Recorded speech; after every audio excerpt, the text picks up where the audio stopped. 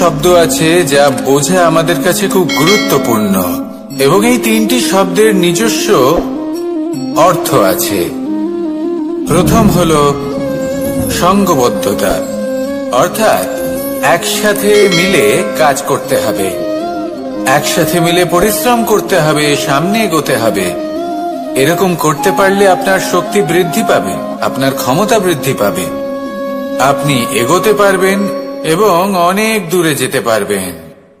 দ্বিতীয় হল আত্মবিশ্বাস। হেরে যাওয়া বস্তুও আবার জিতে নিতে পারবেন। যদি আপনার নিজের আত্মবিশ্বাস থাকে তাহলে আপনি কখনো পরাজিত হবেন না। এবং তৃতীয় হল অহংকার। জয়লাভ করার পরেও কিন্তু এটা আপনাকে পরাজিত করতে পারে। সেই জন্য জীবনে সঙ্গবদ্ধ হন, আত্মবিশ্বাস রাখুন, কিন্তু কখনোই অহংকার করবেন না। এই অহংকার আপনার থেকে সবকিছু কেড়ে নিতে পারে। এই অহংকারের জন্যই মথুরাপতি কংস নিজের পতনের দিকে অগ্রসর হয়েছিলেন। এই অহংকারকে ত্যাগ করুন আর আমার সাথে ভালোবেসে বলুন, রাধা রাধা। এই সংসারে সব থেকে বেশি কঠিন কাজ কোনটা?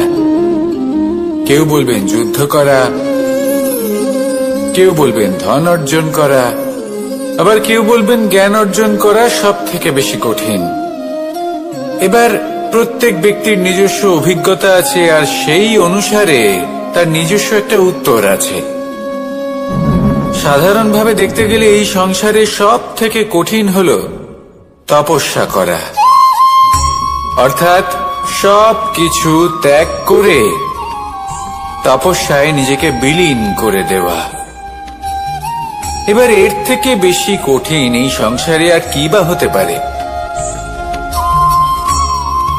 এই সংসারে, এই সমাজে, নিজের পরিবারের মধ্যে থেকেও ধৈর্য ধরে সামনে অগ্রসর হওয়া, এটা হলো সব থেকে কঠিন কাজ।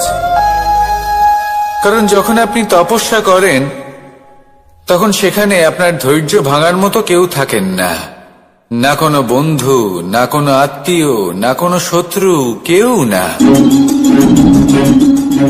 কিন্তু যখন আপনি এই সমাজে, এই পরিবারে থাকেন, কোনো না কোনো ব্যক্তি এসে আপনার ধৈর্যের বাঁধ ভেঙে দেওয়ার ক্ষমতা রাখেন। তারা আপনার ধৈর্যের বাঁধ ভেঙে দেয়, আর কখনো কখনো তারা অনিচ্ছাকৃতভাবেই সেটা করে থাকেন। কারণ তাদের মানসিকতা আপনার থেকে আলাদা, তাদের কর্ম আপনার থেকে আলাদা, তাদের দৃষ্টিভঙ্গি আপনার থেকে আলাদা, জীবন যাপন আপনার থেকে আলাদা। সেক্ষেত্রে আপনি ধৈর্যচ্যুত হন, প্রসন্নতা আপনার থেকে ছিনিয়ে নেওয়া হয়। সেই জন্য এই সংসারে, এই পরিবারের থেকেও ধৈর্য ধরে সামনে অগ্রসর হওয়া কোনো পর্বতের শিখরে গিয়ে তপস্যা করার থেকেও অনেক বেশি কঠিন।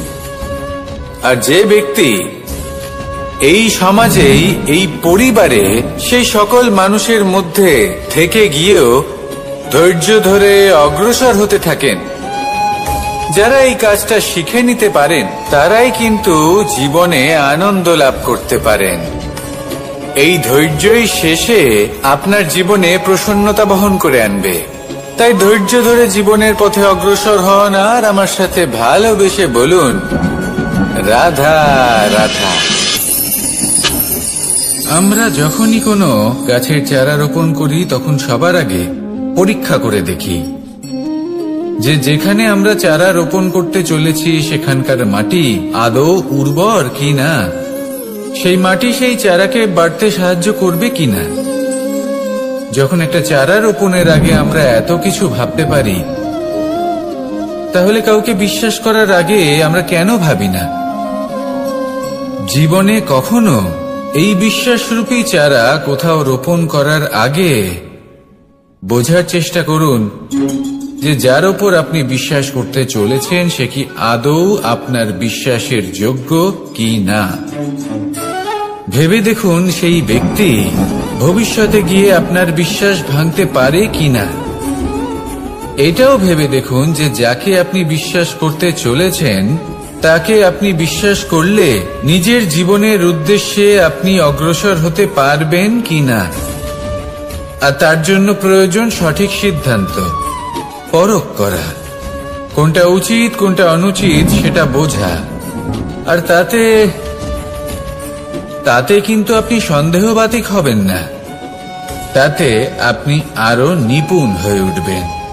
তাই যদি আপনি নিপুণ হয়ে উঠতে চান তাহলে বোঝার চেষ্টা করুন, পরখ করে দেখুন, কোনটা উচিত কোনটা অনুচিত বুঝুন। আর বিশ্বাস তখনই করুন যখন আপনি 100% নিশ্চিত হবেন যে সে বিশ্বাসের যোগ্য।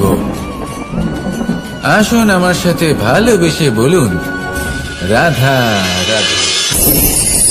রাধা কখনো কখনো আমার জন্য বড়ই সুগন্ধি আতর নিয়ে আসে, পারিজাত ফুলের মালা নিয়ে আসে আমার প্রসাধন করবে বলে, এবং আমার সব থেকে বেশি প্রিয় মাখন নিজে হাতে বানিয়ে আনে আমাকে নিজে হাতে খাইয়ে দেবে বলে, সবকিছু আমাকে প্রসন্ন করবে বলে।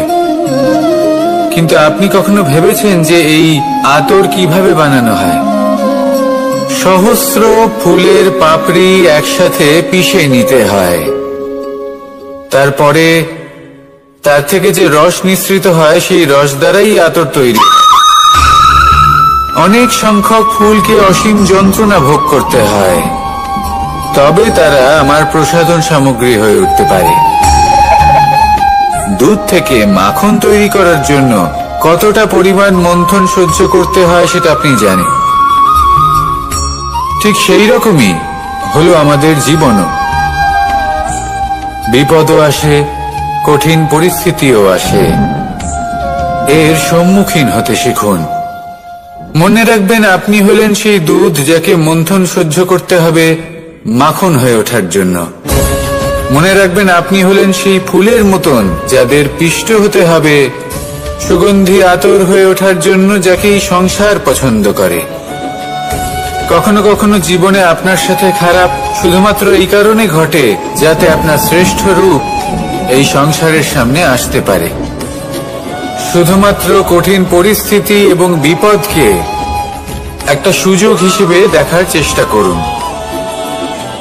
আপনার জন্য এই সংসার বদলে যাবে, সংসারকে দেখার দৃষ্টিভঙ্গি পাল্টে যাবে, আপনার ভাগ্য পাল্টে যাবে, আর এই মন প্রসন্ন হয়ে বলবে, রাধা রাধা। পাশা নামক এই খেলাটি আপনারা নিশ্চয়ই খেলেছেন, না খেলে থাকলে দেখেছেন, আর যদি দেখেও না থাকেন তাহলে নিশ্চিত রূপে শুনেছেন। মহাভারতের এই মহাযুদ্ধ কোথাও না কোথাও এই পাশা নামক খেলার কারণে হয়েছিল। পাশার এই বিচিত্র খেলা, দান, এইসবের কারণে কেউ নিজের মাথায় রাজ মুকুট পরিধান করেছিলেন, আবার সেখানে পরাজিত হওয়ার জন্য কাউকে বনবাসও ভোগ করতে হয়েছিল। কিন্তু এই খেলা সমাপ্ত হওয়ার পরে সমস্ত ঘুঁটি আর এই পাশার ছক একই পুটলিতে স্থান পেল। এটাই হলো আমাদের জীবন। এই সংসারে আমরা জয় পরাজয়ের বিষয়ে এতটাই ভাবি, এত চিন্তা করি যে এই জীবনের খেলার আনন্দটাই উপভোগ করতে পারি না। আর অবশেষে কি হয়? কেউ জয়ী হন, কেউ পরাজিত হন, কিন্তু দুজনেই একই স্থানে পৌঁছে যান। প্রত্যেক ব্যক্তি মৃত্যুর পরে একটি নির্দিষ্ট স্থানেই পৌঁছতে বাধ্য, কিন্তু ততক্ষণ এই জীবন, এই খেলা, তার আনন্দ উপভোগ করুন।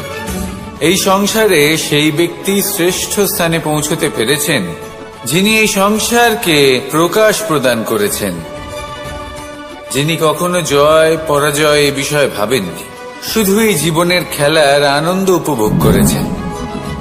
এটাই আপনিও করুন, আর আমার সাথে ভালোবেসে বলুন, রাধা রাধা।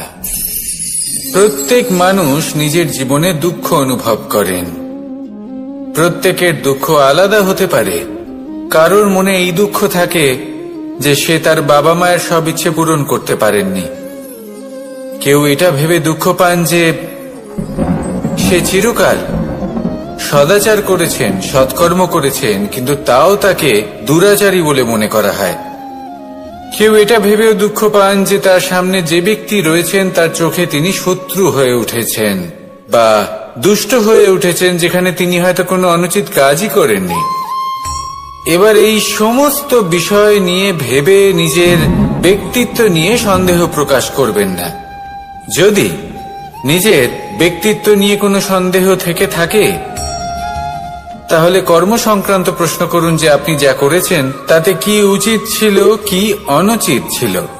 যেটা প্রয়োজন সেটা এটা বোঝার যে আপনার অন্তর্মন, আপনার বিবেক আপনাকে কি বলছে, আর আপনার অন্তর্মন আর আপনার বিবেক আপনাকে যেটা করতে বলবে শুধু সেটাই করুন।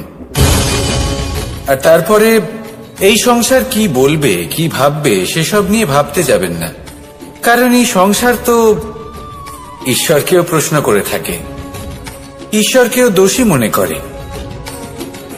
কখনো কখনো যখন কোনো ঘটনা মানুষের ইচ্ছা অনুযায়ী ঘটে না, তখন মানুষ এটা বলে যে হে ঈশ্বর, আপনি আমার পাশে থাকলেন না, আপনি বড়ই কঠোর, এটা আপনার দোষ।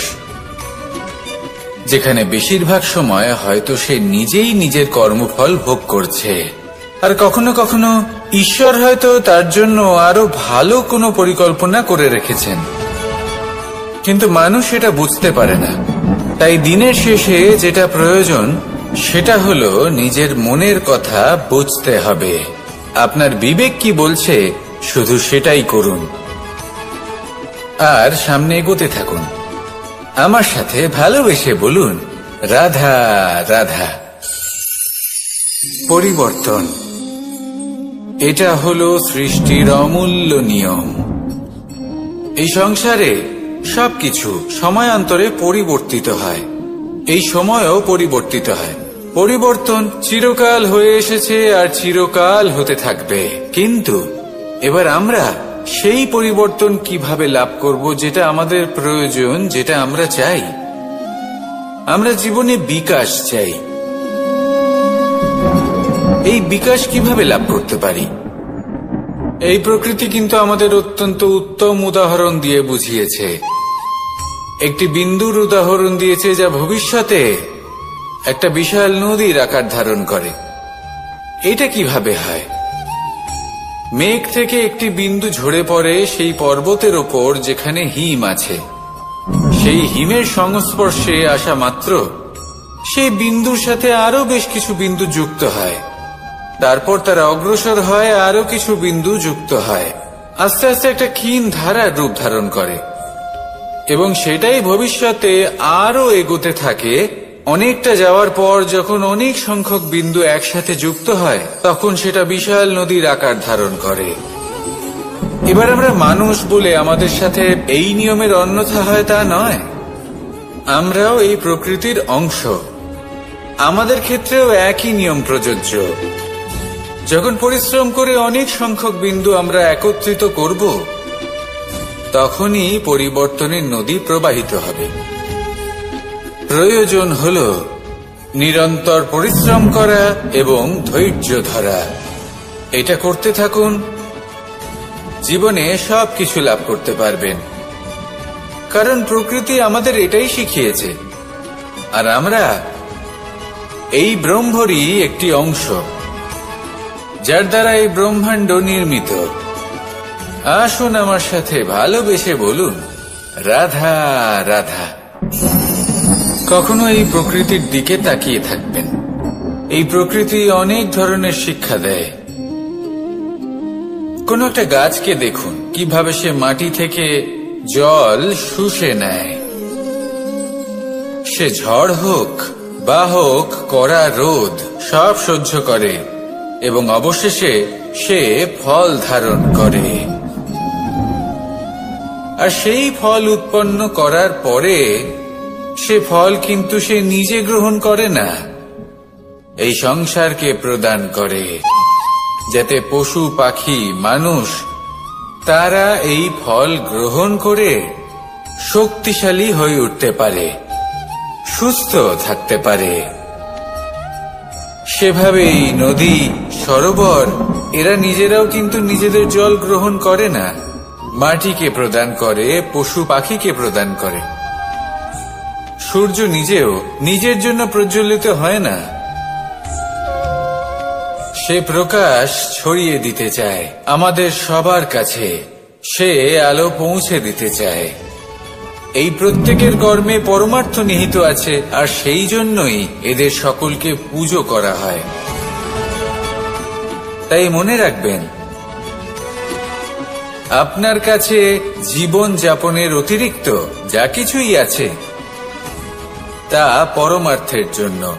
তাহলে তার সদ্ব্যবহার করুন আর আমার সাথে ভালোবেসে বলুন, রাধা রাধা। আমরা প্রত্যেকেই অবশ্যই এমন সময় দেখেছি যখন অনেকগুলো সমস্যা একসাথে আমাদের জীবনে এসে পড়ে।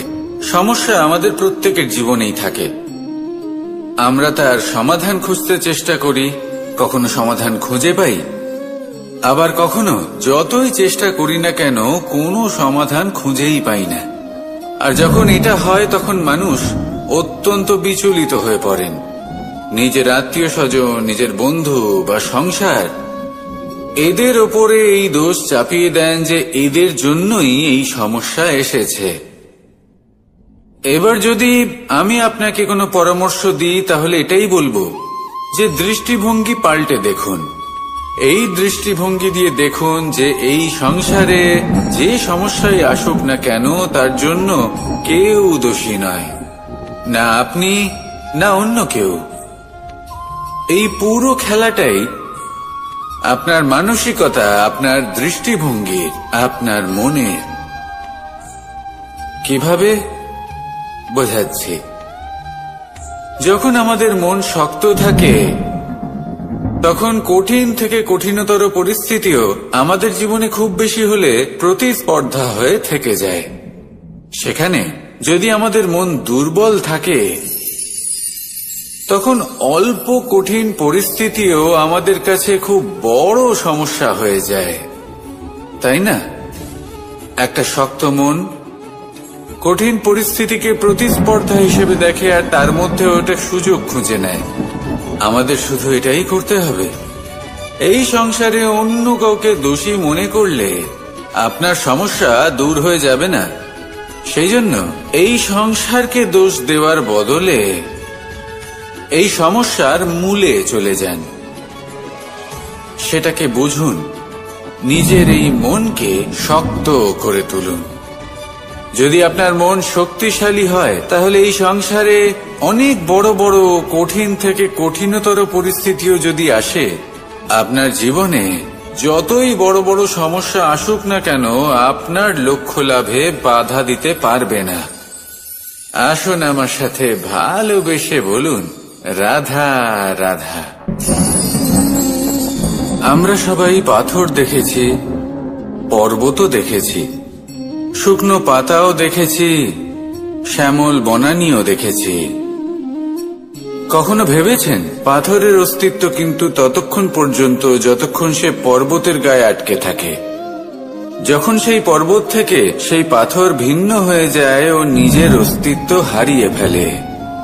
আস্তে আস্তে কখনো পাথর কেটে বা কখনো পিষ্ট হয়ে সেই পাথর আস্তে আস্তে মাটিতে পরিণত হয় এবং পূর্ণরূপে নিজের অস্তিত্ব হারিয়ে ফেলে। এটাই পাতার সাথেও হয়। এই পাতা যতক্ষণ গাছের ডালের সাথে যুক্ত ততক্ষণ তার অস্তিত্ব থাকে। যখনই ডাল থেকে বিচ্ছিন্ন হয় সেও নিজের অস্তিত্ব হারিয়ে ফেলে। আর এটাই আমাদের সাথেও হয়। যতক্ষণ আমরা নিজেদের আপনজনের সাথে যুক্ত থাকি আমাদের অস্তিত্ব বজায় থাকে। যখন আপনজনদের সাথে সম্পর্ক ছিন্ন করি তখন আমরাও আমাদের অস্তিত্ব হারিয়ে ফেলি। এবার এই সংসারের প্রত্যেক ব্যক্তি স্বতন্ত্র থাকতে চান, আর অনেক ব্যক্তি স্বতন্ত্র থাকবেন বলে আপনজনদের দূরে করে দেন আর তাদের সাথে এই সম্পর্ক ছিন্ন করেন। এটা কি সত্যি প্রয়োজন? আপনজনদের সাথে সম্পর্ক ছিন্ন করে নিজের অস্তিত্ব হারিয়ে ফেলা প্রয়োজনীয়, নাকি আপনজনদের সাথে সম্পর্ক বজায় রেখে নিজেদের স্বতন্ত্র করে রাখা সেটা আবশ্যক? নির্বাচন আপনারই। আসুন আমার সাথে ভালোবেসে বলুন, রাধা রাধা। আপনি কি কখনো নৌকা যাত্রা করেছেন? করে না থাকলেও নিশ্চয়ই দেখেছেন যে এই জল যা নিজের অন্তরে সব কিছু সমাহিত করে নিতে পারে, এই নৌকা সেই জলের ওপরেই ভেসে থাকে। নদীর স্রোত কাটিয়ে সে সামনে অগ্রসর হয়। কিন্তু যদি এই নৌকায় কোনো ছিদ্র হয়, তাহলে কিন্তু সেই নৌকা ডুবে যাবে। আর এতে কোনো তফাৎ হবে না যে সেই ছিদ্র ছোট নাকি বড়, নৌকা ডুবে যাবে। এই ছিদ্র হলো আমাদের জীবনে আমাদের অপগুণ, আমাদের দোষ, আমাদের বিকার। কখনো এটা ভাববেন না যে এই দোষ খুবই ছোট, এতে কিছুই যাবে আসবে না। না, সেই ছোট দোষ, সেই ছোট বিকার যদি সেটাকে শুধরে না নেন, তাহলে সেটা আপনাকে আপনার পতনের দিকে নিয়ে যাবে। শেষ পর্যন্ত এটা আপনার উপর নির্ভরশীল যে আপনি কি চান। আপনার জীবনের এই নৌকা এভাবেই ডুবে যেতে দেখবেন, নাকি নিজেকে শুধরে নিয়ে সেই নৌকার সেই ছিদ্রটাকে ভরিয়ে তুলতে চাইবেন? নির্বাচন আপনার। আসুন আমার সাথে ভালোবেসে বলুন, রাধা রাধা।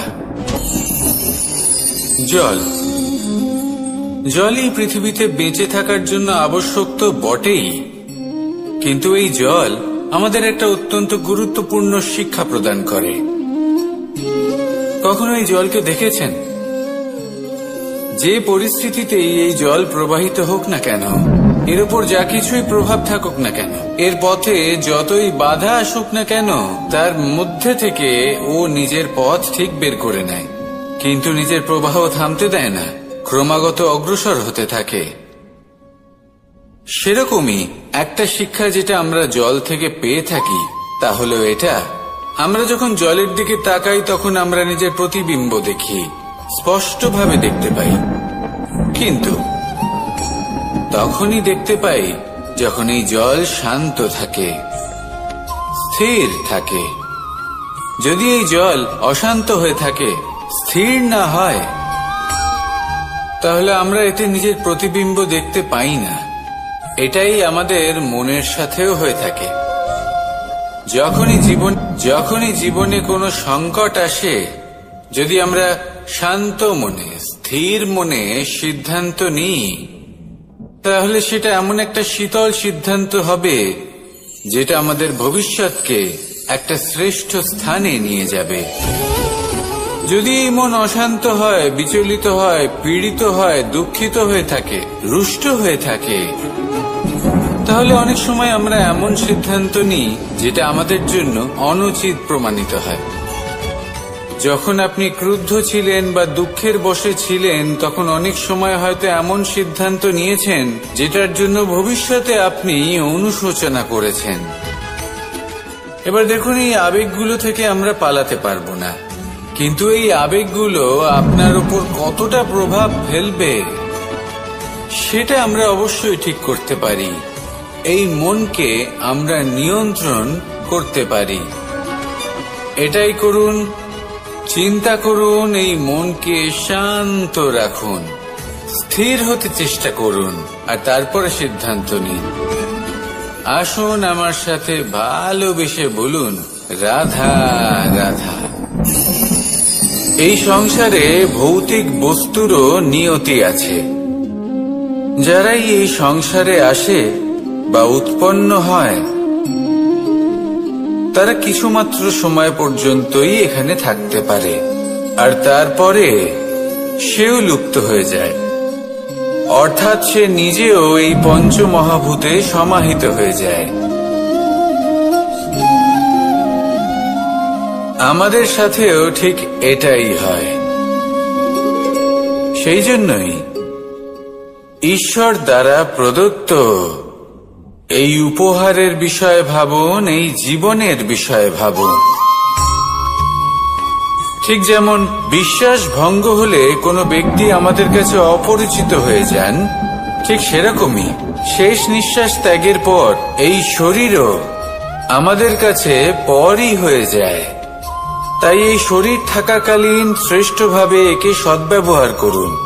এই জীবনে শ্রেষ্ঠ কর্ম করুন। আর এই জীবনকে শ্রেষ্ঠভাবে যাপন করার জন্য কিছু কথা বোঝা প্রয়োজনীয়। যদি আপনি কারোর প্রশংসা করেন তাহলে পূর্ণ হৃদয় দিয়ে করুন। যদি আপনি হস্তক্ষেপ করে থাকেন তাহলে মস্তিষ্ক দ্বারা করুন। যদি আপনি সমীক্ষা করেন তাহলে বিবেক দ্বারা করুন। যদি আপনি ধন অর্জন করতে চান তাহলে নীতি অনুসারে চলুন। যদি জীবন যাপন করতে চান তাহলে রীতি মেনে করুন। আর যদি ঈশ্বরের ভজন করতে চান তাহলে ভক্তিভাব নিয়ে করুন। শুধু এই কথা মনে রাখবেন যে আপনার এই জীবন কিন্তু অনিশ্চিত কাল পর্যন্তই আছে। কতক্ষণ আছে সেটা কেউ জানে না। তাই কিছু মুহূর্ত যেটা যাপন করতে আমরা এখানে এসেছি সেখানে ক্রোধ, অহংকার, ঈর্ষা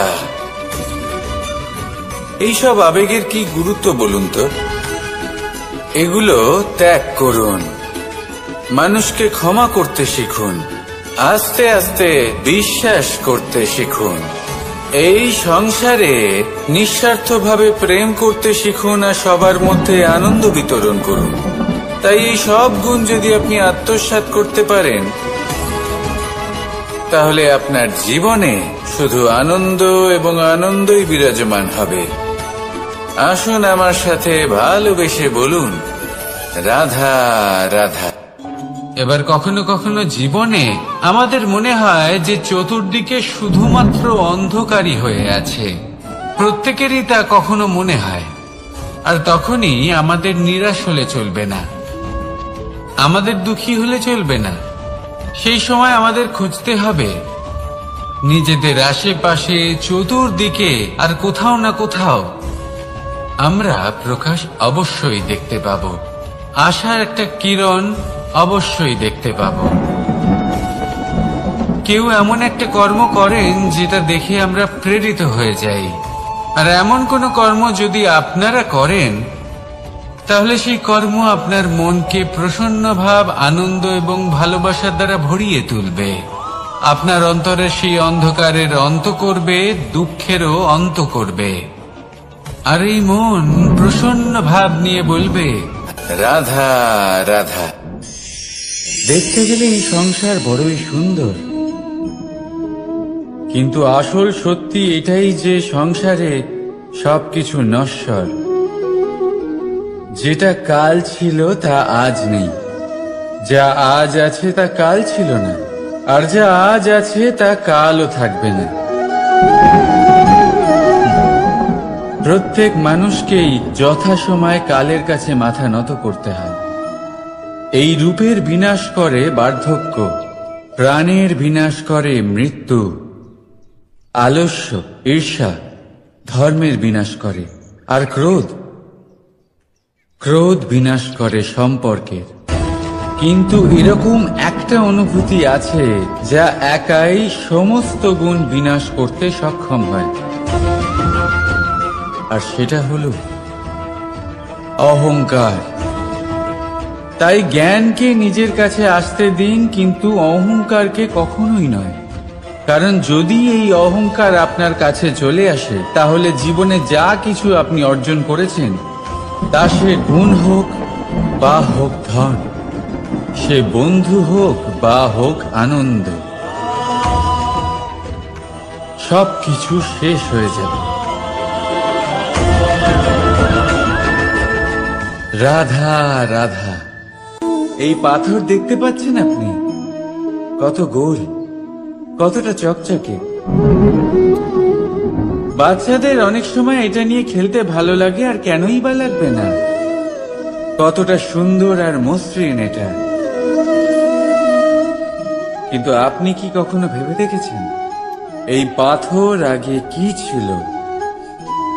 কোন বিশাল আকার পর্বত, কোন বিশাল আকার পাথরের একটা বড় ভেঙে যাওয়া অংশ বিশেষ। যেটা কোনোভাবে নদীতে পড়ে নদীর ধারার সাথে বইতে থাকলো, মাটির সাথে ঘর্ষণ হলো, বালির কণার সাথে ঘর্ষণ হতে থাকলো, আর তারপর ধীরে ধীরে এই আকার পেল। এবার আমরাও এই পাথরের মতোই। তাই মনে রাখবেন, আপনার ব্যক্তিত্ব, আপনার এই স্বরূপ ঈশ্বরের দেওয়া কখনোই নয়। হ্যাঁ, প্রকৃতি অবশ্যই আপনাকে জন্ম দিয়েছেন, কিন্তু আপনি নিজে নিজের ব্যক্তিত্বের রচয়িতা, আর আপনি তা রচনা করেন কঠিন পরিস্থিতির মুখোমুখি হয়ে, সংকটের ধারা পার করে। তাই আপনিও এই পাথরের মতো নিরন্তর চেষ্টা করতে থাকুন, নিজের অস্তিত্ব বজায় রাখুন, এই অস্তিত্বকে মহান করতে থাকুন, আর আমার সাথে ভালোবেসে বলুন, রাধা রাধা।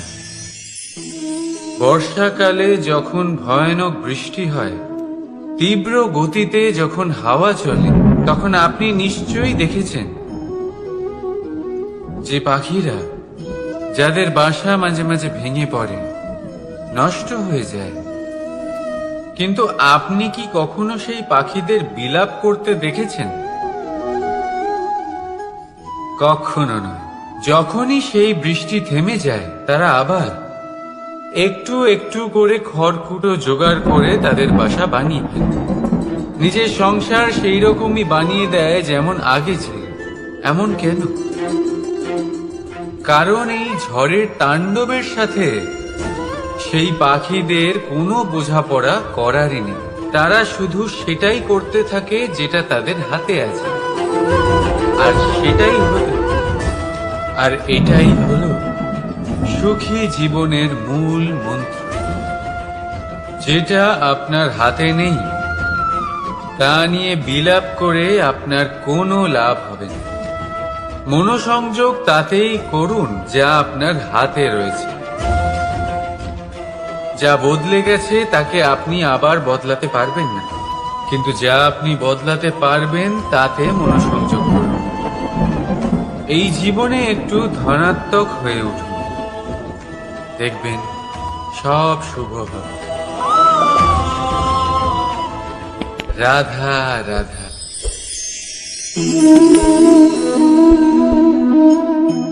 ছোটবেলায় একটা জিনিস আমি কখনো বুঝে উঠতে পারিনি। আমি সবসময় আশ্চর্য হয়ে থাকতাম যে এটা কি করে সম্ভব হতে পারে। ব্যাপারটা ছিল এরকম, আমি আমাদের গোয়াল ঘরে দেখতাম ভিন্ন ভিন্ন রং রূপের গাভী। কারোর রং কালো তো কারোর রং সাদা, কেউ খয়েরি তো কারোর রং বাদামি। এবার আমি দেখতাম কারোর কারোর শিং বড় তো কারোর এত ছোট যে দেখাই যায় না।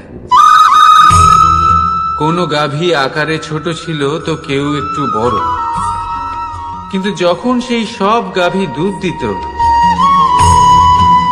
তখন আমি দেখতাম সেই সব দুধ সমান, রং সমান, স্বাদ সমান, গুণও সমান, আর সমান পুষ্টিও। এবার আমি এটা বুঝতে পারতাম না। আমার দৃষ্টিতে তো সমস্ত গাভী আলাদা আলাদা ছিল।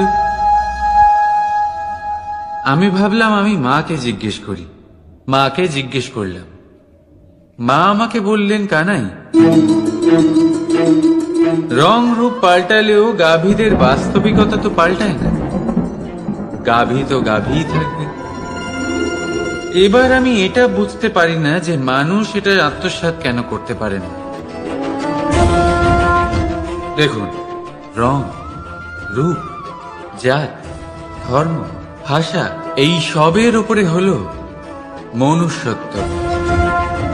আর মনুষ্যত্বের একটাই ধর্ম, আর সেটা হলো প্রেম। তাই এই প্রেম আপনি সকলের সাথে ভাগ করে নিন, প্রেমের সাথে সকলের সেবা করুন। এই মনুষ্যত্বর অমৃত চেখে দেখুন, আর আপনি বুঝে যাবেন যে আমরা কেউ আলাদা আলাদা নই, আমরা সবাই সমান।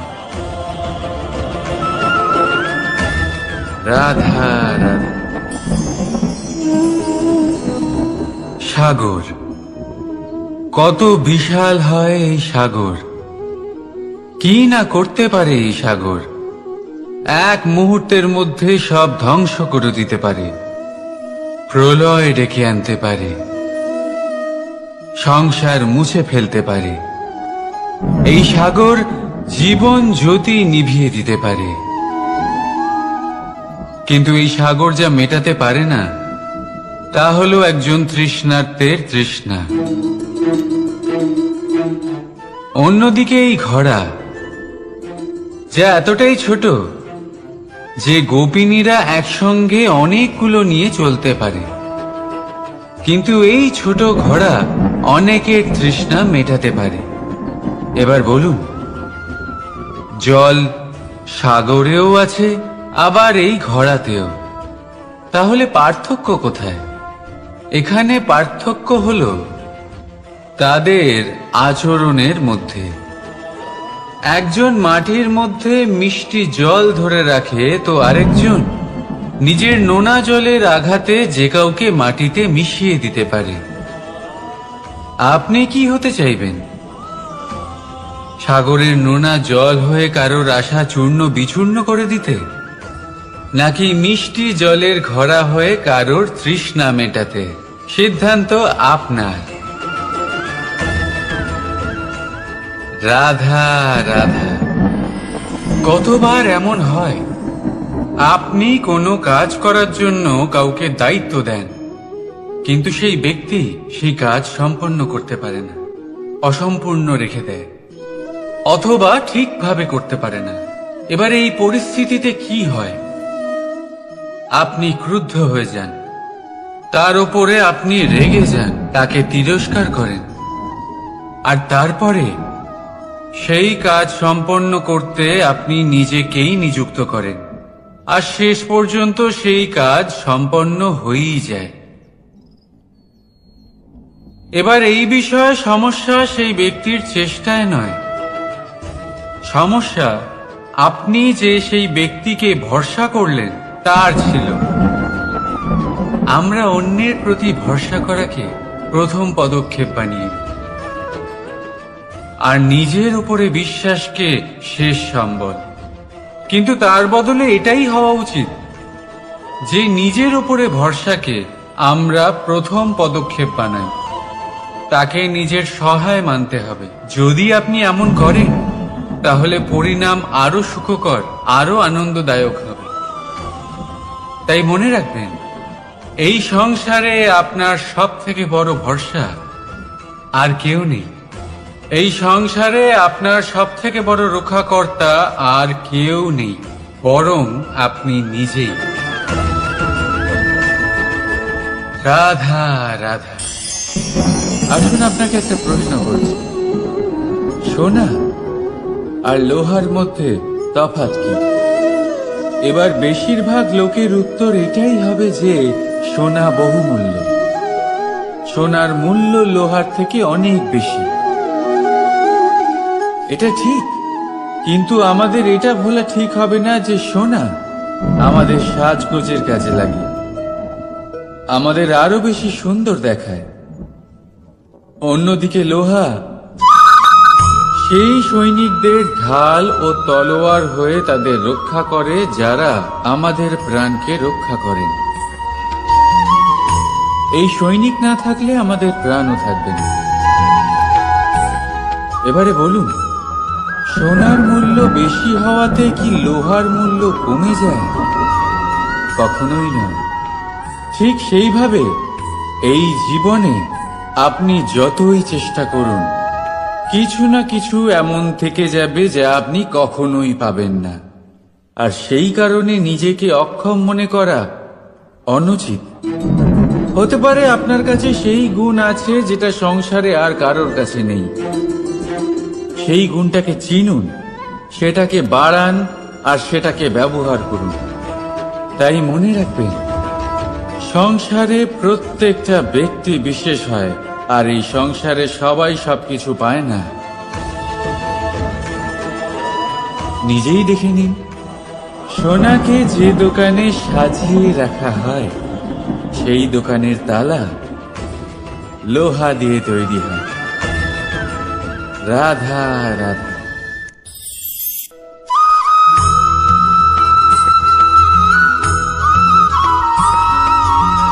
মানুষের মানসিকতা এমন হয় যে সে যতটা করে আশা করে যে তার থেকে অনেক বেশি তার বদলে সে পাবে। দেখুন, সবকিছুই আপনার ভাবনা চিন্তার উপর নির্ভর করছে। আপনি যদি ফলের বিষয়ে ভেবে কর্ম করতে থাকেন তাহলে সেটা অনুচিত। জীবনের আসল আনন্দ হলো নিজের কর্ম করতে থাকা, ফলের চিন্তা করা উচিত নয়।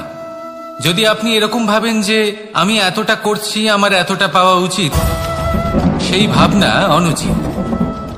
যদি আপনি সেবার মানসিকতা নিয়ে কর্ম করতে থাকেন, কর্মচক্রে প্রবাহিত হন, যদি আপনি এমন ভাবনা রাখেন যে আমি এতটা পাচ্ছি তাই এর থেকে অনেক বেশি আমি কর্ম করব, তাহলে নিশ্চিত রূপে আপনি যতটা করছেন তার থেকে অনেক বেশি আপনি পাবেন। আপনার আশার থেকে অনেক বেশি আপনি পাবেন। শুধু জীবনে অনেক বেশি কাজ করতে থাকুন, ফলের চিন্তা করবেন না। আর মনে রাখবেন, এই ভাবনাই সব থেকে বড় বীজ। কর্মের উপর বিশ্বাস রাখুন। জীবনে যা যা আপনি চান সবই সুখময় হবে। আসুন আর আমার সাথে ভালোবেসে বলুন, রাধা রাধা।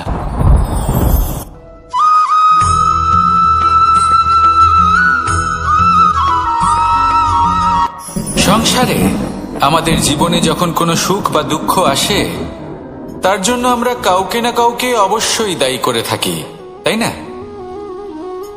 এই ব্যক্তি আমাদের সাথে এরকম কাজ করেছেন তাই আমার সাথে এমন হলো। ওই ব্যক্তি যদি এমনটা না করতেন তাহলে আজ আমি ওই স্থানে পৌঁছতে পারতাম। সবই আপনার দৃষ্টিভঙ্গির ওপর নির্ভরশীল। আর যদি আপনার দৃষ্টিভঙ্গি এমন হয় তাহলে তা অনুচিত। সত্যি কথা বলতে এই সংসারে ভিন্ন ভিন্ন ধরনের মানুষ আছে। এটা আপনার উপর নির্ভর করছে কিভাবে তাদের স্বাগত জানাবেন। একবার ভাবুন, আমি আমার দুটো হাত সামনে নিয়ে এলাম, দুটো মুঠো খুলে দিলাম। দুই প্রকারের মানুষ আসবেন, কিছু না কিছু দিয়ে যাবেন। এই মুঠো যদি আমি বন্ধ করে দিই তাহলে না কেউ আমাকে কিছু দিতে পারবে, না আমার কিছু যাবে আসবে। নিশ্চয়ই বুঝতে পারছেন এই দুই ধরনের ব্যক্তি কারা এবং তারা কি দিয়ে যান। আমি যদি নিজের মুঠো খুলে দিই তাহলে কিছু ভালো মানুষ আসবেন, আমাকে আনন্দ, সন্তুষ্টি, জ্ঞান প্রদান করে যাবেন, ভালো অভিজ্ঞতা দিয়ে যাবেন। কোনো খারাপ ব্যক্তি যদি আসেন তাহলে তিনিও খারাপ অভিজ্ঞতা দেবেন, যার থেকে আমি শিক্ষা লাভ করব। এই সব কিছু আমি লাভ করতে পারি। মুঠো যদি বন্ধ করে রাখি তাহলে আমি কিছুই পাবো না। দেখুন, এই সংসারে প্রত্যেকের জীবনে এইরকম। প্রত্যেকের জীবনে সবকিছুই আছে, ভালো খারাপ দুই মানুষই আছে। ভালো অভিজ্ঞতা আছে, খারাপ অভিজ্ঞতা আছে। নির্ভর করছে আপনার উপর যে আপনি কি করবেন, এনাদের স্বাগত কিভাবে জানাবেন, কার থেকে কি বুঝবেন, কি শিখতে পারবেন, আর কোন দৃষ্টিভঙ্গি নিয়ে অগ্রসর হবেন।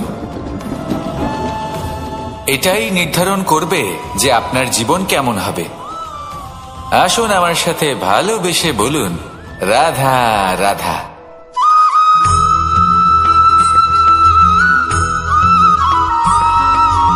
ফিরে আসছিলেন এবং তাদের ফেরার পথে হঠাৎ করে কোথাও থেকে একটি বাছুর চলে এলো। এই দুই বোন ভয়ভীত হয়ে গেলেন আর তাদের হাত থেকে সেই আটা পড়ে গেল, মাটিতে মিশে গেল।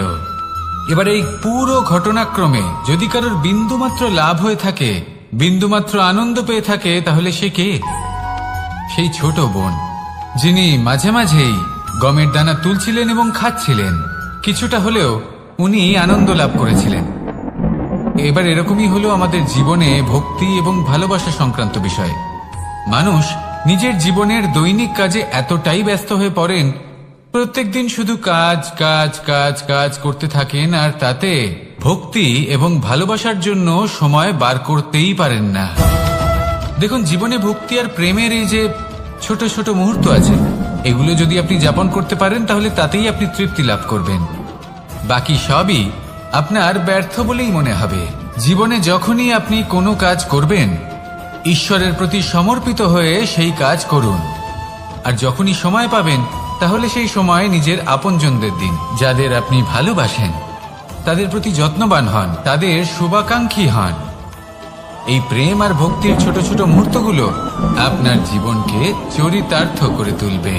আসুন আমার সাথে ভালোবেসে বলুন, রাধা রাধা।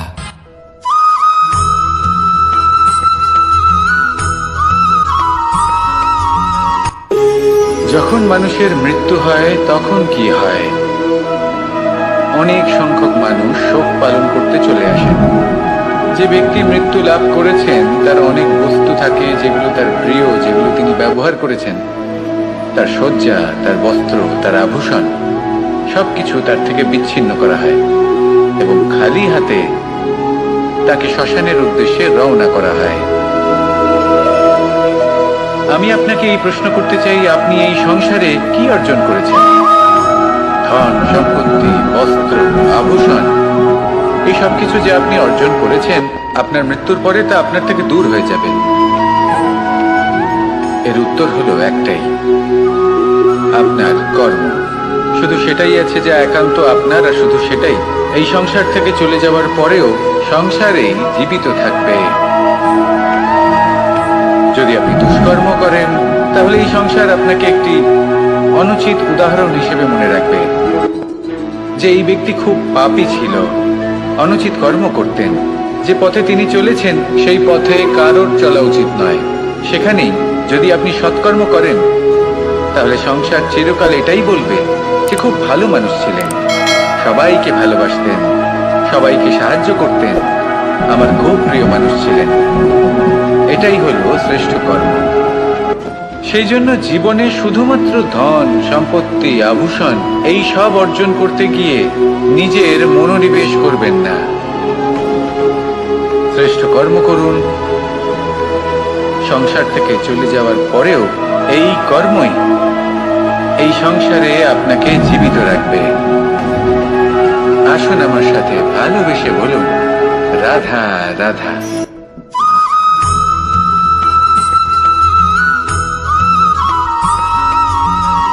পুরুষার্থ। শাস্ত্রে 4 ধরনের পুরুষার্থের কথা বলা হয়েছে। প্রথম হলো ধর্ম। আপনি কি জানেন এই ধর্ম আসলে কি? আপনার কি মনে হয় ধর্ম আসলে কি? কোনো বিশেষ ঈশ্বরকে মানাই কি ধর্ম বলা হয়? নাকি কোনো বিশেষ রীতি পালন করাই হলো ধর্ম? নাকি কোনো বিশেষ সাহিত্যকে সর্বশ্রেষ্ঠ মনে করাই হলো ধর্ম? না, ধর্ম হলো সেটা যাকে ধারণ করা যেতে পারে। আর ধারণ শুধু সেটাই করা যায় যা পবিত্র। পবিত্র শুধু তাকেই বলা হয় যা নিঃস্বার্থ, যার মধ্যে শাসন করার কোনো ইচ্ছে নেই, যা সরলভাবেই প্রবাহমান, জল এবং বায়ুর মতো। যখন কোনো ব্যক্তি ধর্মকে ধারণ করেন এবং সেই ধর্ম সেই ব্যক্তিকে রক্ষা করে, তখন তাকে ধর্ম বলা হয়। ধর্ম যা রক্ষা করে অহংকার থেকে, খারাপ চিন্তার হাত থেকে। সেই জন্য পুরুষার্থ গড়ে তোলার আগে, ধর্ম পালন করার আগে ধর্মের প্রকৃত অর্থ কি সেটা বুঝে নিন। এটা জেনে রাখুন যে সমস্ত ধর্মের আধার, সমস্ত ধর্মের ভিত শুধুমাত্র ভালোবাসা। আসুন আর এই ভালোবাসার সাথেই বলুন, রাধা রাধা।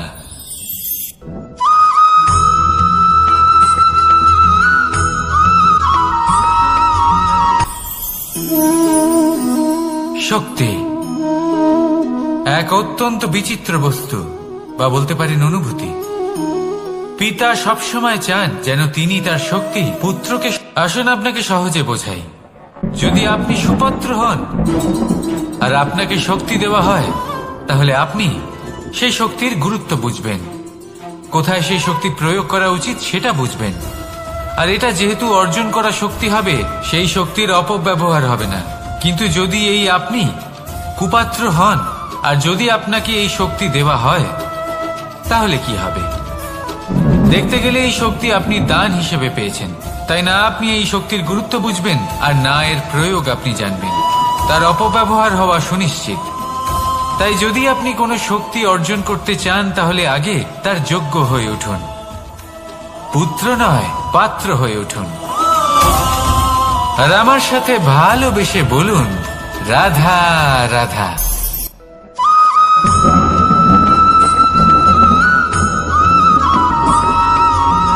কথায় আছে যে এমন কোনো অক্ষর নেই যার দ্বারা কোনো মন্ত্র হয় না, এমন কোনো বনস্পতি নেই যা নিজেই একটা ঔষধি নয়, পৃথিবীর এমন কোনো ব্যক্তি নেই যার মধ্যে কোনো যোগ্যতা থাকে না।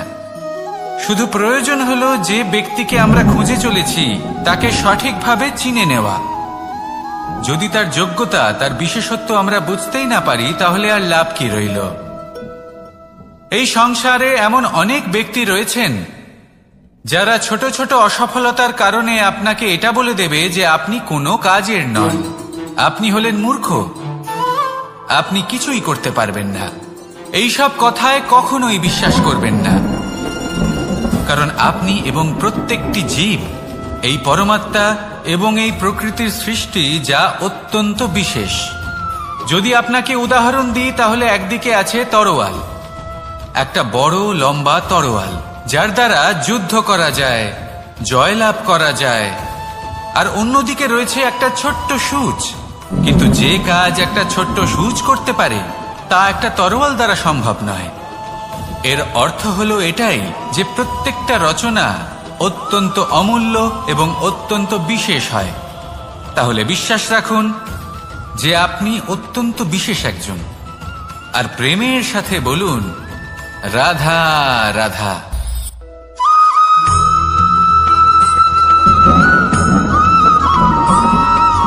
মানুষের একটি সমস্যা আছে যে মানুষ সাফল্যকে মাপতে থাকেন, লক্ষ্যপ্রাপ্তিকে মাপতে থাকেন এবং তার তুলনা করতে থাকেন যে ও এত কিছু পেল আর আমি পেলাম না,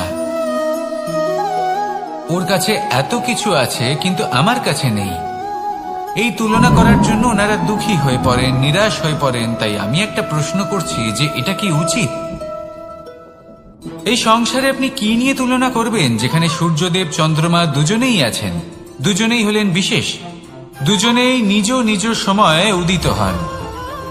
এদের মধ্যে একজন না থাকলে তাহলে আমাদের জীবন কঠিন হয়ে পড়বে। ঠিক সেইভাবেই আপনি যদি একটা বড় রেখা অঙ্কন করেন তাহলে অন্য রেখাটি ছোট হয়ে পড়ে না, সে তেমনই থাকে যেমনটা সে ছিল। আপনার অস্তিত্ব কখনো ছোট বা বড় হতে পারে না। শুধু তুলনা করার জন্য আপনার এটা মনে হতে পারে। যদি আপনি যুদ্ধ করতে চান আপনার তলোয়ারের প্রয়োজন পড়বে। যদি বস্ত্র তৈরি করতে চান এত বড় তলোয়ার দিয়ে কিছুই হবে না, তখন প্রয়োজন পড়বে একটা ছোট্ট সূচের। তাই তুলনা করবেন না, না নিজেকে ছোট মনে করবেন না অন্য কাউকে। সবার সাথে সহযোগিতা করুন, আর যদি তুলনা করতেই হয় নিজের সাথে করুন যে কাল আমি কেমন ব্যক্তি ছিলাম, আজ কি তার থেকে শ্রেষ্ঠ হয়ে উঠতে পেরেছি। ভেবে দেখুন ভবিষ্যতে গিয়ে আপনি কতটা শ্রেষ্ঠ ব্যক্তি হতে পারেন। আসুন আমার সাথে ভালোবেসে বলুন রাধা রাধা।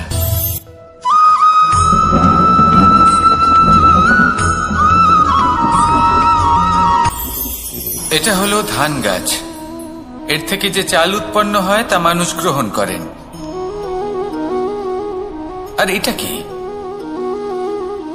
এ হলো জংলি ঘাস। একবার ভেবে দেখুন যদি এই জংলি ঘাস ধান গাছের আশেপাশে থাকে তাহলে কি হবে? ধান উৎপন্ন হতে পারবে?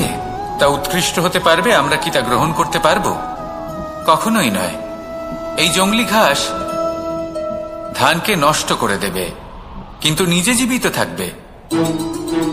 এটাই হলো আজকের শিক্ষা।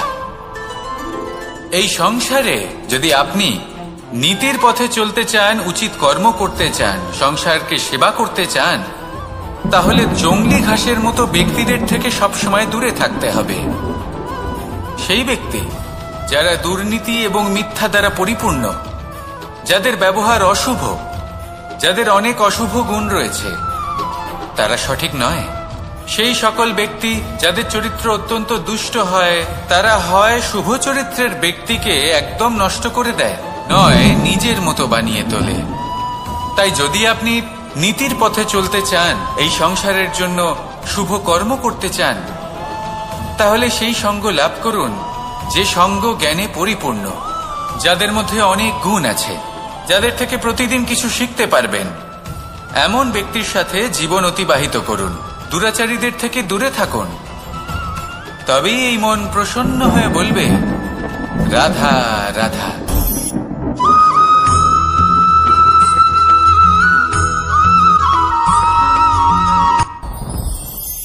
সাথী। সাথী এই শব্দটির ব্যাখ্যা কে কিভাবে করে? মিত্র, সখা, বন্ধু। কিন্তু অর্থ একটাই, তিনি যিনি আপনার সঙ্গী হন আর তিনি যার সাথী আপনি হন। এবার সব থেকে বড় প্রশ্ন হলো এটাই যে তিনি কে হতে পারেন যাকে আপনি আপনার সাথী বলে মেনে নিতে পারেন, নিজের সখা, নিজের মিত্র, নিজের বন্ধু মেনে নিতে পারেন। আপনার সাথী হলেন তিনি যিনি দুঃখের সময় আপনার পাশে থাকবেন, আপনার হাত ধরে থাকবেন। আপনার সাথী হলেন তিনি যার হাত আপনি নিজের সুখের দিনে ধরে থাকবেন। সেই সাথীরই হাত ধরুন যিনি দুঃখে সবসময় আপনাকে সাহায্য করার জন্য তৎপর হয়ে থাকেন, আপনার পাশে থাকেন, আর যাকে সুখের দিনে আপনি আপনার সাথে রাখতে পারেন। আর যখন আপনার সাথে আপনার এই সাথী থাকবে তখন আপনি এটা বুঝবেন যে যখন জীবনে দুঃখ আসে তখন এই দুঃখ কমে যায়, সবার মধ্যে ভাগ হয়ে যায়। আর যদি তখন সুখ আসে তাহলে সেটা সবার উপস্থিতিতে আরো বেড়ে যায়। এটাই হলো প্রেম, এটাই হলো ভালোবাসা, এটাই হলো সঙ্গ। যেমন সম্পর্ক আমার আর রাধার মাঝে।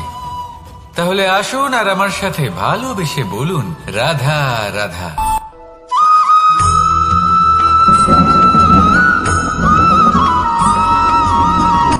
কথায় আছে, অন্ধকারে প্রদীপ প্রজ্বলিত করলে চতুর্দিক আলোকিত হয়। কিন্তু যদি এই প্রদীপ আমি সূর্যের আলোর সম্মুখে সকালবেলায় প্রজ্বলিত করে রেখে দিই তাহলে কি হবে? আপনি বলবেন যে এটা করে তো কোনো লাভই হলো না। সূর্যের প্রকাশের সামনে এই প্রদীপ আসলে কিছুই নয়। এবার এই চিন্তা ভাবনা প্রত্যেক দিন করতে হবে আর একটা অমূল্য শিক্ষা পেতে হবে। মনে করুন যে আপনি মহাপুরুষের সামনে বসে আছেন, কোনো মহাজ্ঞানীর সামনে। তাহলে সেই ব্যক্তির সামনে নিজের জ্ঞানের প্রদীপ প্রজ্বলিত করবেন না, নীরব থাকুন আর সেই ব্যক্তির সূর্যের প্রকাশের মতো জ্ঞান প্রাপ্ত করুন। যতটা পারবেন জ্ঞান লাভ করুন। যদি এমন কোনো সময় এমন কোনো স্থানে আপনি আছেন যেখানে চতুর্দিক অন্ধকার, কারোর কাছেই জ্ঞান নেই, সেখানে নিজের জ্ঞানের প্রদীপ প্রজ্বলিত করুন। এমন করলে দুদিক থেকেই আপনার লাভ হবে। আপনার জ্ঞান প্রাপ্তিও হবে আর জ্ঞানের সঠিক প্রয়োগও করতে পারবেন। আর এই মন প্রসন্ন হয়ে বলবে, রাধা রাধা।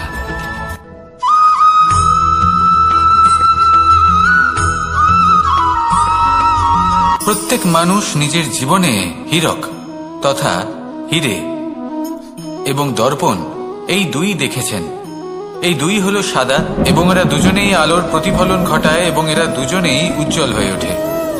আপনি হয়তো মনে মনে ভাবছেন যে এটা কি ধরনের তুলনা করছি। একটা হীরে তো রত্ন, তার মূল্য দর্পণের থেকে অনেক গুণ বেশি। কিন্তু হীরে থাকাতে দর্পণের মূল্য কিন্তু কোনো অংশে কমে যায় না, তাই না? মানুষ যখন হীরে নিজের হাতে নেয় তখন সবার আগে কি খোঁজে?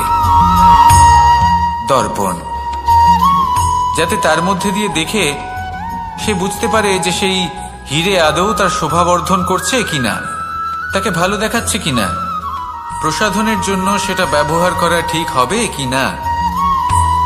অর্থাৎ হীরের উপস্থিতিতে দর্পণের গুরুত্ব কম হলো না, দর্পণের কারণে হীরের মূল্য বোঝা গেল।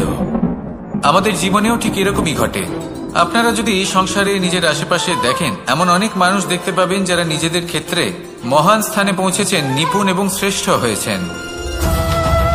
আর তাদের মধ্যে আপনার নিজের মনে হয় যেন আপনি হলেন দর্পণ। নিজেকে ছোট মনে করবেন না। আপনার মূল্য কম হচ্ছে না, আপনার নিজস্ব মূল্য আছে। আর যদি আপনার অস্তিত্ব না থাকে তাহলে ওনাদের অস্তিত্বের মূল্য সংসার বুঝতেই পারবে না। জীবনে সবসময় চেষ্টা করবেন যাতে আপনি আরো বেশি শ্রেষ্ঠ হয়ে উঠতে পারেন। আপনি নিজে যে স্থানে আছেন সেটাকে ছোট মনে করবেন না, তারও নিজস্ব একটা মূল্য আছে। যদি আপনি হীরে হয়ে থাকেন তাহলে অহংকার করবেন না, যদি আপনি দর্পণ হয়ে থাকেন তাহলে নিজেকে ছোট মনে করবেন না। আসুন আর আমার সাথে ভালোবেসে বলুন, রাধা রাধা।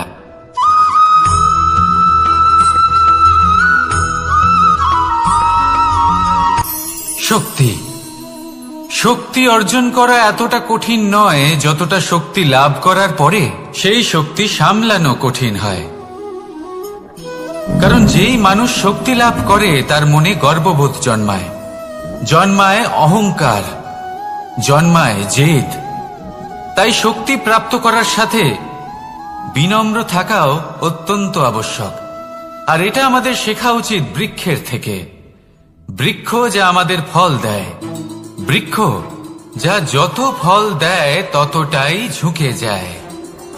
আমরা পাথর মারি ওই বৃক্ষের থেকে ফল প্রাপ্ত করার জন্য।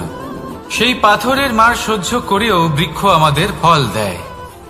কোনো গর্ববোধ নেই, কোনো অহংকার বোধ নেই। আর সেই জন্য এই বৃক্ষের পুজো করা হয়। এটাই হলো মাহাত্ম্য শক্তির সাথে বিনম্রতার। যদি এই শক্তি সৃজন করে থাকে, সাহায্য করে থাকে, সম্বল হয়ে থাকে, তবেই সেই শক্তি উপযুক্ত। আর নয়তো সেই শক্তি একদিন আপনাকে আসক্ত অবশ্যই করবে। তাহলে শক্তি অবশ্যই অর্জন করুন, কিন্তু তার সাথে সেই শক্তি সামলানোর মতো বিবেকও আপনাকে অবশ্যই জাগ্রত করতে হবে। তাহলে আসুন আমার সাথে ভালোবেসে বলুন রাধা রাধা।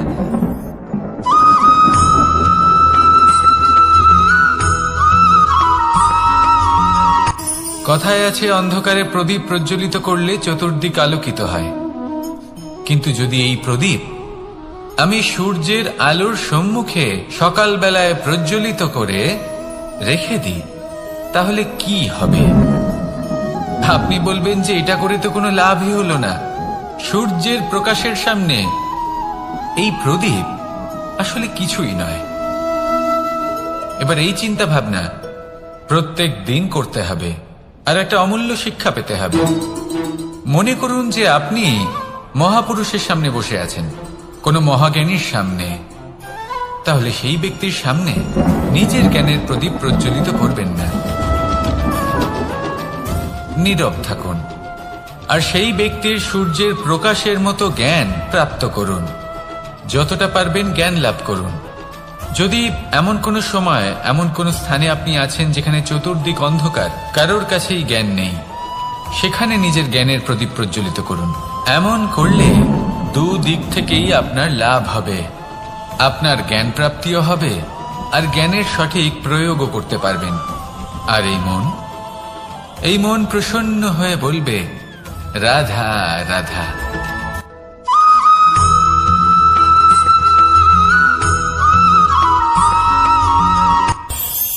এই সংসারে আমরা প্রকাশ কোথা থেকে পাই? এর উত্তর বড়ই সরল। ভোরে যখন সূর্যোদয় হয় তখন প্রকাশের কিরণ আমাদের ঘরে এসে পৌঁছয়। এইভাবেই আমরা প্রকাশ লাভ করি। এবার এই প্রকাশের আলোতেই আমরা সারাদিনের কাজ সম্পন্ন করি। সন্ধে হয়ে যায়, সূর্যাস্ত হয়ে যায়। আর আমাদের ঘর যাতে অন্ধকার না হয় তার জন্য আমরা একটা প্রদীপ প্রজ্বলিত করি। এটাই ঘটে আমাদের জীবনেও। এবার প্রবাহমান আয়ুর সাথে আমরা আমাদের অন্তরে যদি একটা প্রদীপ প্রজ্বলিত করে নিই, তাহলে বিষয়টাই অন্যরকম হবে। এবার আপনি বলবেন কোন প্রকাশের কথা বলছি যা আমাদের অন্তরে জাগ্রত করা সম্ভব? আমাদের আত্মার মাঝে প্রেমের প্রকাশ জাগ্রত করার কথা বলছি। কারণ আমাদের এই জীবন এও হলো দিনের আলোর মতো। আজ প্রকাশ আছে, কিন্তু কোনোদিন অবশ্যই অস্ত হবে। কিন্তু অস্ত হবার আগে যদি আমরা আমাদের আত্মার মাঝে প্রেমের এই প্রকাশ উজ্জ্বলিত করে নিই, তাহলে আমাদের সন্ধ্যাকালও আমরা আনন্দে এবং প্রেমে যাপন করব। তাহলে আসুন আর আমার সাথে ভালোবেসে বলুন রাধা রাধা।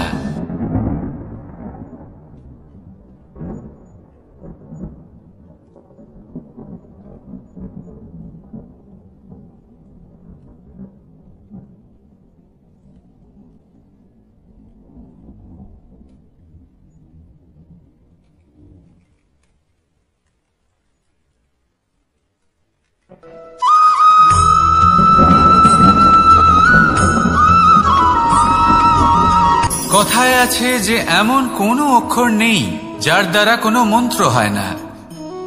এমন কোনো বনস্পতি নেই যা নিজেই একটা ঔষধি নয়।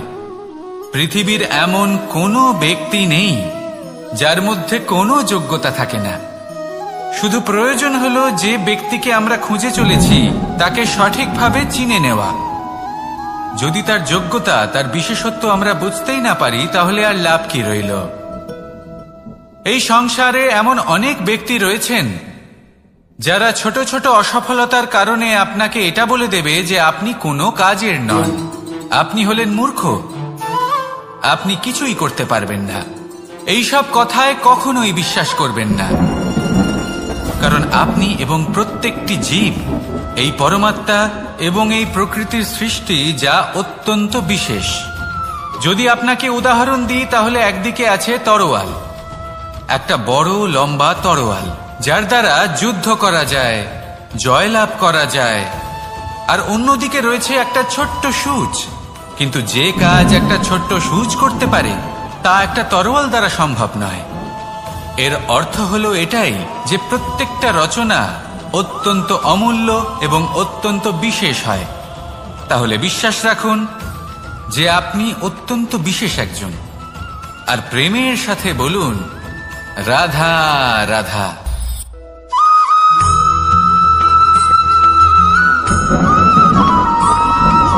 জীবনে যখন কোনো ব্যক্তি নিজের লক্ষ্য প্রাপ্তির জন্য নিরন্তর পরিশ্রম করতে থাকেন, চেষ্টা করতে থাকেন, তখন তিনি কষ্ট অনুভব করেন, কখনো শারীরিক কষ্ট, কখনো মানসিক কষ্ট।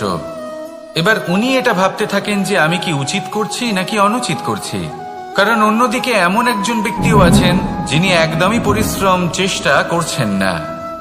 তিনি মদিরা পান করেন, বিলাসিতায় জীবন কাটান, অলস প্রকৃতির হয়ে ওঠেন, নিদ্রাতে বিলীন হয়ে থাকেন আর ভাবেন যে তিনি সুখ লাভ করছেন। কিন্তু এরকম কেন হয়?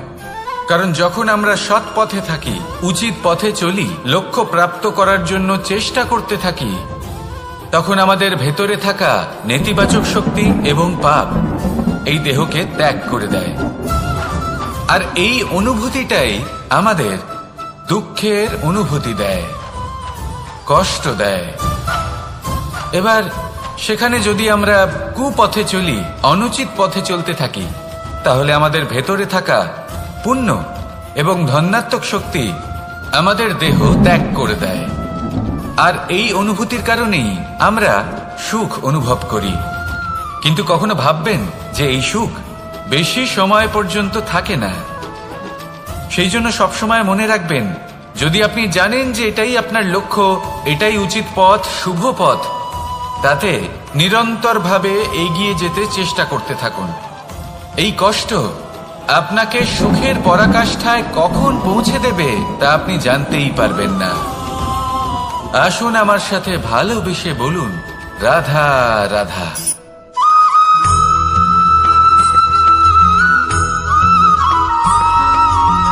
এই দড়িটা দেখুন, ছোট ছোট রেশম দ্বারা তৈরি, এটা সরু সুতো দ্বারা তৈরি হয়েছে এটা, আর এ অত্যন্ত কোমলও বটে। আর আপনি চাইলে এটা সোজাও করে দিতে পারেন, আর চাইলে এটা বেঁকিয়েও দিতে পারেন, আর যদি চান তাহলে এটা গোল গোল করে বেঁধে কোথাও রেখেও দিতে পারেন। এবার এই কোমল দড়ি যদি কোনো নিষ্ঠুর কঠিন পাথরে বারংবার জড়িয়ে দেওয়া হয়, তাহলেও তাকেও কাটতে পারে, নিজের ছাপ ছেড়ে যেতে পারে, সেটার আকারও বদলে ফেলতে পারে। এবার এর কারণ কি? এর কারণ হলো অভ্যাস আর নিরন্তর প্রচেষ্টা। যদি আপনিও চেষ্টা করেন আর নিরন্তর কর্ম করে যান, তাহলে আপনার প্রারব্ধ পাথরের মতো কঠিনই হোক না কেন, তাতে ভাঙন ধরিয়েও আপনি নিজের লক্ষ্যে অবশ্যই পৌঁছতে পারবেন। একটা গুরুত্বপূর্ণ কথা মনে রাখবেন, সুকর্মের অভ্যাস আর নিরন্তর প্রয়াস, এই হলো সাফল্যের মন্ত্র। তাহলে জীবনে এই মন্ত্র আনুন আর আমার সাথে ভালোবেসে বলুন রাধা রাধা।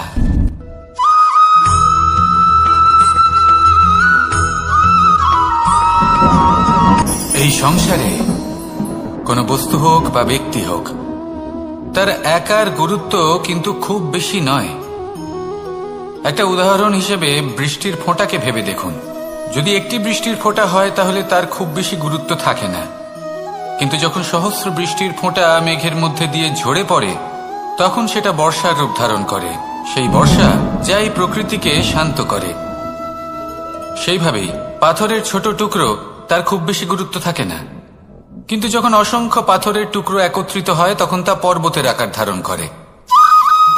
সেইভাবেই কিছু মানুষ যখন একত্রিত হন তখন তৈরি হয় পরিবার, কিছু পরিবার যখন একত্রিত হয় তখন তৈরি হয় সমাজ, যখন অনেক সংখ্যক সমাজ একত্রিত হয় তখন তৈরি হয় রাজ্য। এবার এই রাজ্যের সব থেকে গুরুত্বপূর্ণ ব্যক্তি হতে পারেন রাজা, কিন্তু তাও সেই রাজা একা কিছু করতে পারেন না। যুদ্ধ লড়ার সময় তারও নিজের সৈন্যদলকে প্রয়োজন পড়ে। কিন্তু এই সংসারে এমন একজন ব্যক্তি আছেন যিনি একাই সব কাজ করতে থাকেন, এবং সেই ব্যক্তি হলেন মা।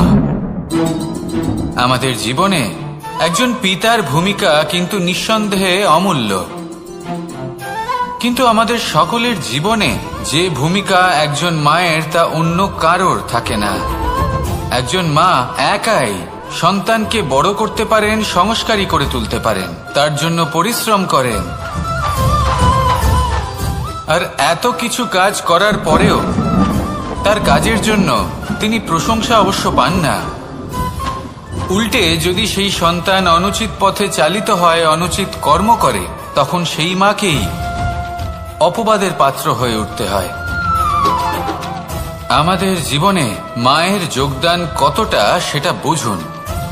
আপনাকে বড় করে তোলার জন্য উনি কতটা পরিশ্রম করেছেন সেটা বুঝুন। আজ থেকে, এখন থেকে, এই মুহূর্ত থেকে মাকে সম্মান করতে শিখুন। যখন সময় পাবেন, যখন সুযোগ হবে, তখন তার প্রশংসা করুন, ওনারও ভালো লাগবে। আর মায়ের এই মমতার জন্য, তার এই ভূমিকার জন্য আসুন সবাই মিলে আমরা তাকে প্রণাম করি,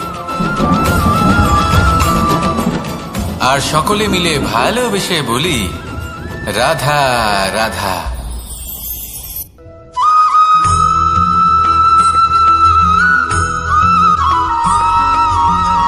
আপনি কখনো কোনো বাজকে নিজের বাসা বানাতে দেখেছেন?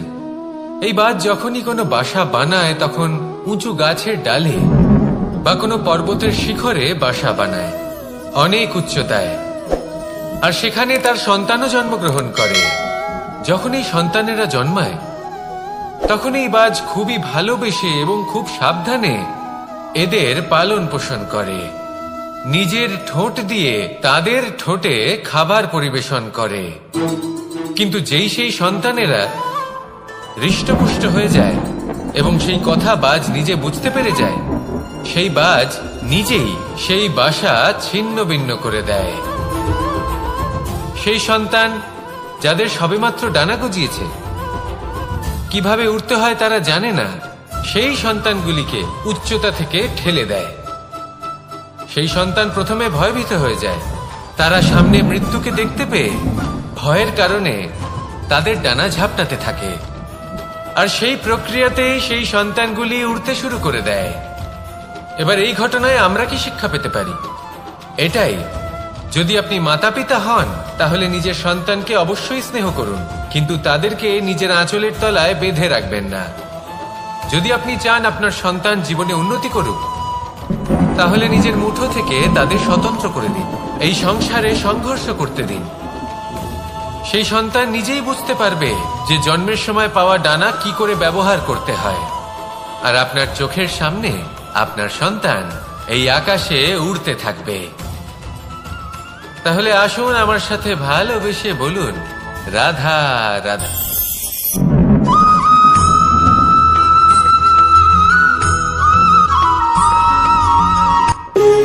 যখন মানুষের মৃত্যু হয় তখন কি হয়? অনেক সংখ্যক মানুষ শোক পালন করতে চলে আসেন। যে ব্যক্তি মৃত্যু লাভ করেছেন তার অনেক বস্তু থাকে যেগুলো তার প্রিয়, যেগুলো তিনি ব্যবহার করেছেন।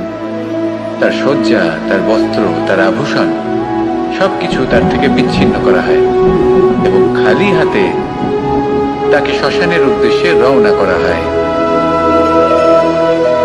আমি আপনাকে এই প্রশ্ন করতে চাই, আপনি এই সংসারে কি অর্জন করেছেন? ধন সম্পত্তি, বস্ত্র, আভূষণ, এই সবকিছু যে আপনি অর্জন করেছেন, আপনার মৃত্যুর পরে তা আপনার থেকে দূর হয়ে যাবে। এর উত্তর হলো একটাই, আপনার কর্ম। শুধু সেটাই আছে যা একান্ত আপনার, আর শুধু সেটাই এই সংসার থেকে চলে যাওয়ার পরেও সংসারেই জীবিত থাকবে। যদি আপনি দুষ্কর্ম করেন, তাহলে এই সংসার আপনাকে একটি অনুচিত উদাহরণ হিসেবে মনে রাখবে যে এই ব্যক্তি খুব পাপী ছিল, অনুচিত কর্ম করতেন। যে পথে তিনি চলেছেন সেই পথে কারোর চলা উচিত নয়। সেখানেই যদি আপনি সৎকর্ম করেন, তাহলে সংসার চিরকাল এটাই বলবে যে খুব ভালো মানুষ ছিলেন, সবাইকে ভালোবাসতেন, সবাইকে সাহায্য করতেন, আমার খুব প্রিয় মানুষ ছিলেন। এটাই হলো শ্রেষ্ঠ কর্ম। সেই জন্য জীবনে শুধুমাত্র ধন সম্পত্তি, আভূষণ এই সব অর্জন করতে গিয়ে নিজের মনোনিবেশ করবেন না। শ্রেষ্ঠ কর্ম করুন। সংসার থেকে চলে যাওয়ার পরেও এই কর্মই এই সংসারে আপনাকে জীবিত রাখবে। আসুন আমার সাথে ভালোবেসে বলুন, রাধা রাধা।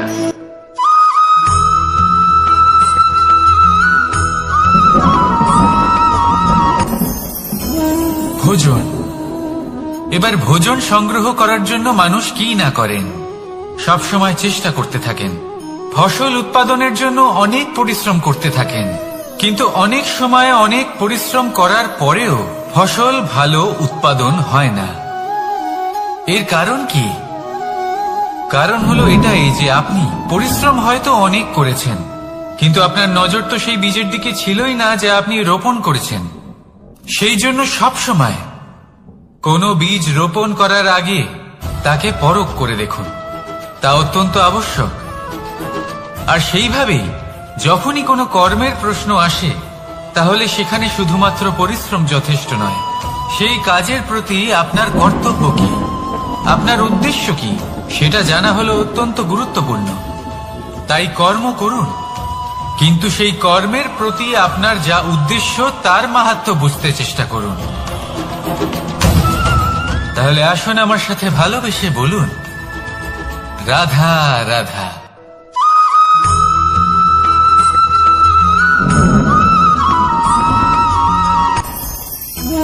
ভোজন।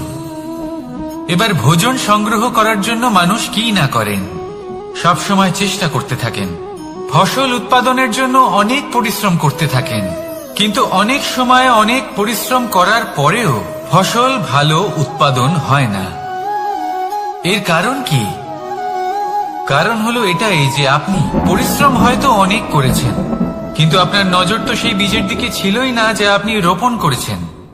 সেই জন্য সব সময় কোনো বীজ রোপণ করার আগে তাকে পরখ করে দেখুন, তা অত্যন্ত আবশ্যক। আর সেইভাবেই যখনই কোনো কর্মের প্রশ্ন আসে, তাহলে সেখানে শুধুমাত্র পরিশ্রম যথেষ্ট নয়। সেই কাজের প্রতি আপনার কর্তব্য কি, আপনার উদ্দেশ্য কি, সেটা জানা হলো অত্যন্ত গুরুত্বপূর্ণ। তাই কর্ম করুন, কিন্তু সেই কর্মের প্রতি আপনার যা উদ্দেশ্য তার মাহাত্ম্য বুঝতে চেষ্টা করুন। তাহলে আসুন আমার সাথে ভালোবেসে বলুন, রাধা রাধা।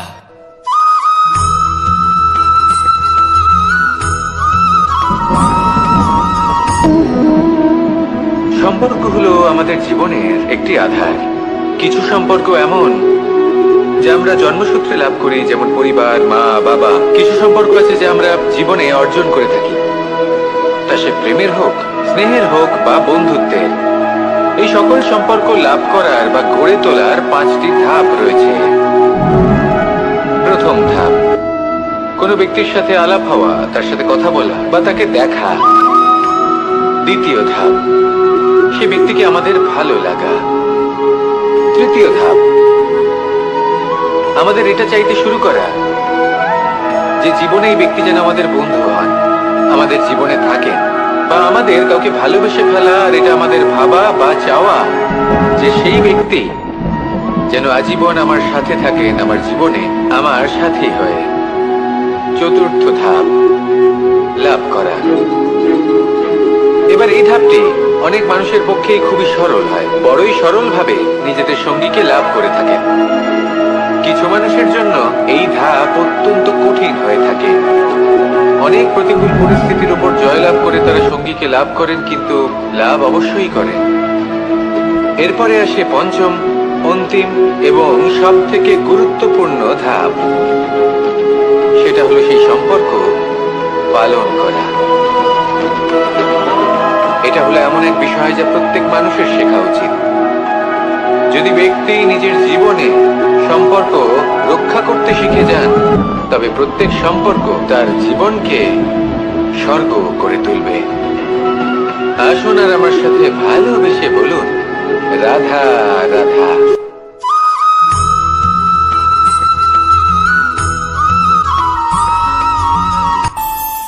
আমাদের মনে যখন কোনো প্রশ্ন ওঠে, কোনো দ্বন্দ্ব জাগে, তখন আমরা যাই আমাদের গুরুর কাছে, আমাদের আরাধ্যের কাছে গিয়ে জিজ্ঞেস করি।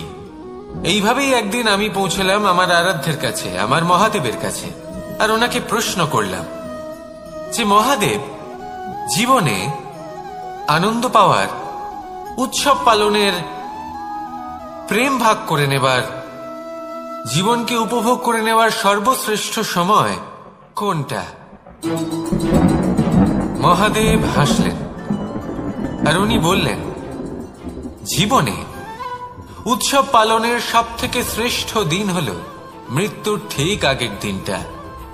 প্রেম ভাগ করে নেওয়ার সব থেকে শ্রেষ্ঠ মুহূর্ত হল মৃত্যুর ঠিক আগের মুহূর্ত। জীবনকে উপভোগ করে নেওয়ার সর্বশ্রেষ্ঠ প্রহর হল মৃত্যুর এক প্রহর পূর্বে। তখন আমি চমকে গেলাম। আমি বললাম, কিন্তু মহাদেব, মৃত্যু তো অনিশ্চিত, আমরা জানিও না কবে আমাদের মৃত্যু হবে। মহাদেব আবার হাসলেন। উনি বললেন যে যদি আমরা এভাবে জীবন কাটাই যে আমরা জীবনের প্রত্যেক দিন, প্রত্যেক মুহূর্ত, প্রত্যেক প্রহর শেষ বলে মনে করি, তাহলে আমাদের সমস্ত জীবন আনন্দের সাথেই অতিবাহিত হবে। কি বলেন?